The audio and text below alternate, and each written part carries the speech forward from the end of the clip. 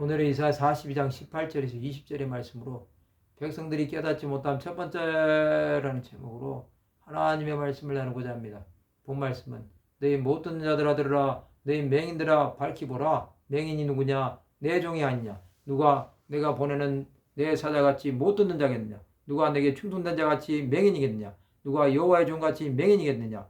네가 많은 것을 볼지라도 유의하지 아니하며 귀가 열려 있을지라도 듣지 아니하는도다. 이스라엘 백성은 영적으로 맹인 같고 못 듣는 자 같았습니다. 하나님께서는 그들을 내 종 나의 사자 나의 화목한 자라고 부르십니다. 그들은 하나님의 사랑을 많이 입은 자들입니다. 그러나 그들은 범죄함으로 하나님을 떠난 자가 되었습니다.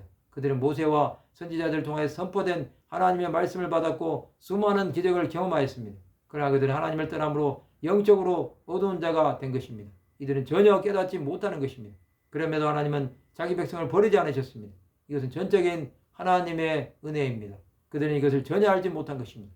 예수께서는 자기 백성이 깨닫게 하기 위해 오신 것입니다. 그러나 그들은 자기 땅에 오신 왕을 영접하지 않았습니다.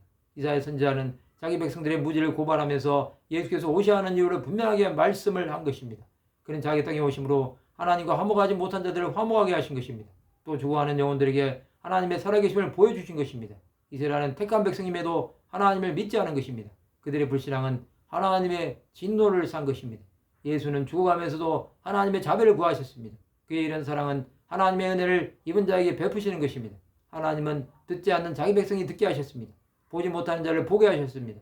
이것은 예수께서 오심으로 주신 구원의 역사입니다.